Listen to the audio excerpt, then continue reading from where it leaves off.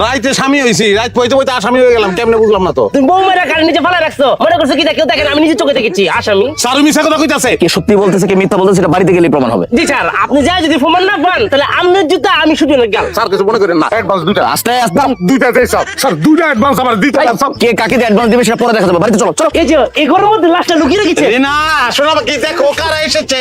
লাশ তো নাই। এই লাইলার বুড়ে মারা বাড়ি তোলে রাখছে, রাখে আমার কুকুর আলছে। ওরে ওরে ও বাবা ও বাবা। এই, তুই মার আগে চিল্লাইতে সুস্কে লিগা মারছি তোরে। ডর আমার। মানে হাসা করে লাশটা কখনো ঘুম হচ্ছে সত্যি রেখো। স্যার আমি কিচ্ছু জানি না। স্যার একটু ব্রেনের ডিস্টার্ব আছে। আর আমি তো জানতাম না। রাত খালি একটা কথা, আমি যামুগা আমি বাপের বাড়ি যামুগা। আমার মনে হয় বাপের বাড়ি গেছে স্যার। তখন আবার তো শ্বশুর যাও চল। চাচা আমার দোকানের সামনে থেকে আপনার মায়ের জামাইরে পুলিশ ধরে লয়ে গেছে, আপনি বাড়ির দিকে আইতেছে।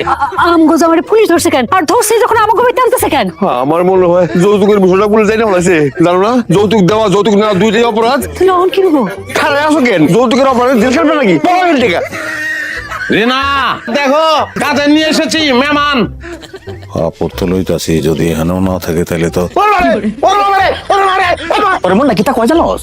খুনের লাগিয়া নাই অভ্যাসটা সায়া থাকলে তো চিকা শুরু হলো। তোমাগো এর লেগে পিটাই।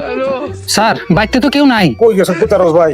ওরে নাটক রে, তুমি তাদের মায়ের মারা আলছো, তার তোমার বাড়ি দিয়েছে তোমার ধরন লেগে আর মাইয়া উদ্ধার করার লেগে লাশ। আমি তো বিশ্বাস করি না। তার দেখছুন স্বামী কেন স্বামী?